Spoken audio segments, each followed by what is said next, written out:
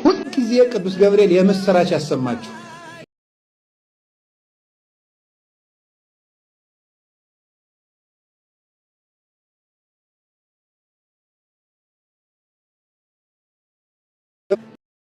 ሁልጊዜ ቅዱስ ገብርኤል የምስራች ያሰማችሁ።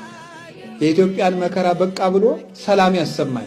ለምኑትም አምላክ ደስታ ያሰማችኋል። ደስታ ያሰማን። ሁልጊዜ ቅዱስ ገብርኤል የምስራች ያሰማችሁ። ደግድም ብለው ሦስቱ ሕፃናትን ቢያሉ የምናመልከው አምላክ ከእሳት ያወጣል እያሉ ጣዖታን ሰግድም ብለው ሦስቱ ሕፃናትን ቢያሉ የምናመልከው አምላክ ከእሳት ያወጣል እያሉ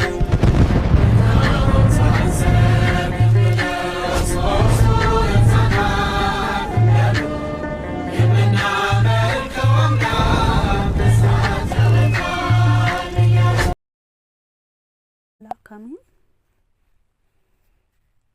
በስመ አብ ወልድ ወመንፈስ ቅዱስ አሐዱ አምላክ አሜን። በስመ አብ ወልድ ወመንፈስ ቅዱስ አሐዱ አምላክ አሜን።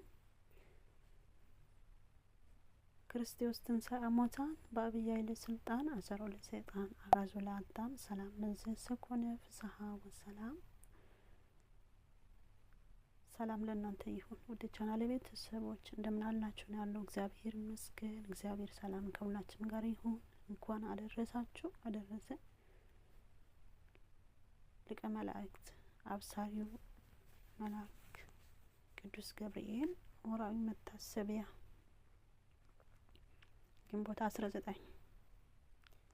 ቅዱስ ገብርኤል የስሙ ትርጓሜ ገብርኤል የሚለው ስም የዕብራይስጥ ቃል ሲሆን ትርጉሙም አምላክ ወስብ፣ አምላክና ሰው ወይም የእግዚአብሔር ኃይል ወይም የእግዚአብሔር ስራ ማለት ነው።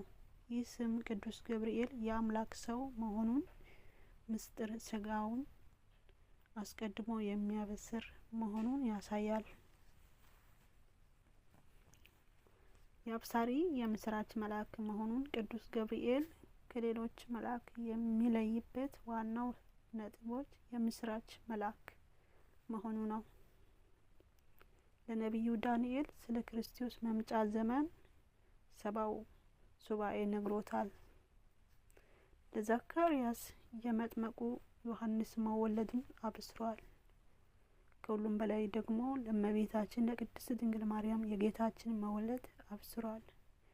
ገብርኤል ሆይ የምስራች የምትናገር አንተ ነህ፣ ስለ ጌታችን መወለድ የምስራች ነገርከን እንዲል ውዳሴ ማርያም ዘሰንበት። በእግዚአብሔር ፊት የሚቆመው ባለሟል ቅዱስ ገብርኤል በራሱ አንደበት እኔ በእግዚአብሔር ፊት የሚቆመው ገብርኤል ነኝ እንዲል ሉቃስ 1:19 በማለት ተናግሯል።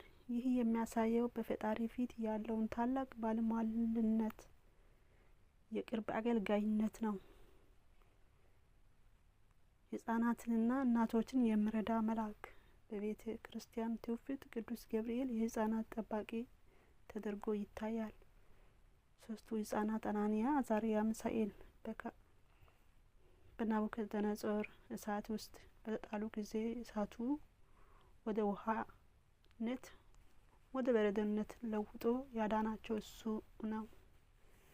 ዳንኤል ትንቢተ ዳንኤል 3:25 በቅዱስ መጽሐፍ ላይ የእግዚአብሔር መልአክ ተብሎ የተጠቀሰው እርሱ እንደሆነ ይተረጎማል።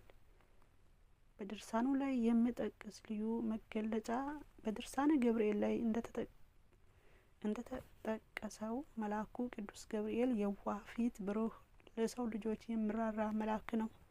ሰውን ከክፉ ነገር ለማዳን ፈጣን በመሆኑ ይታወቃል። ጥበቃው ምልጃው አይለየን። አሜን።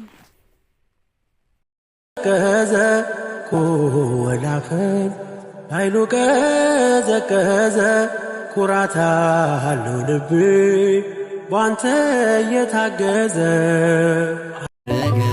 ኤልያስ ይመጣል ዳግመኛ የመሲሁን ምጽአት ያስተምረኛል ከነ ሄኖክ ጋራ በበረሃዋን ሁለቱ ወይራዎች ያሳዩን መንገዱ ያረገው ኤልያስ ይመጣል ዳግመኛ የመሲሁን ምጽአት ያስተምረኛል ከነ